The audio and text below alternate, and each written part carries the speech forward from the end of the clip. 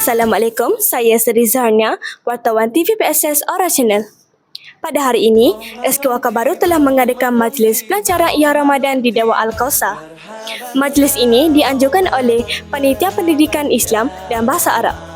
Untuk liputan selanjutnya, teruskan bersama kami hingga ke hujung rancangan. Ramadan tiba, marhaban ya Ramadan.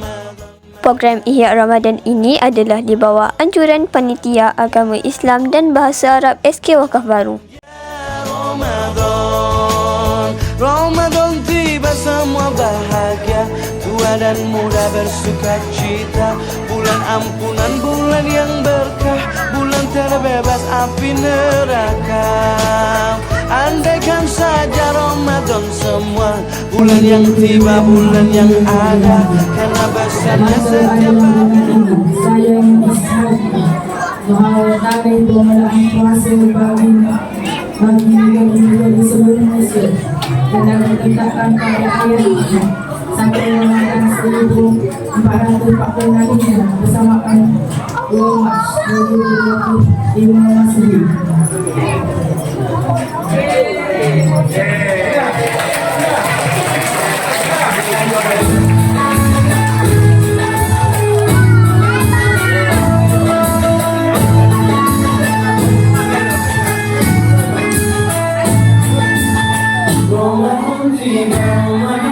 Ramadan tiba, marhaban ya Ramadan, marhaban ya Ramadan, marhaban ya Ramadan, marhaban ya Ramadan. Dalam majlis ini juga ada pihak NGO yang menyumbangkan biskut Oreo kepada semua warga sekolah. Semoga murah rezeki kepada pihak yang menyumbang. Marhaban ya Ramadan, marhaban ya Ramadan, marhaban ya Ramadan, marhaban ya Ramadan, marhaban ya Ramadan,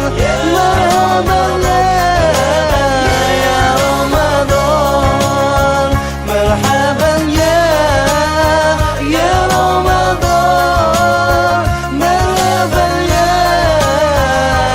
Ramadan,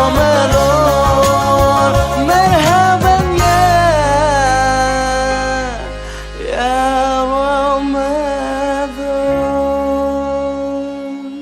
Demikian tadi berakhirnya majlis pelancaran Ia Ramadan di SK Wakaf Baru ini.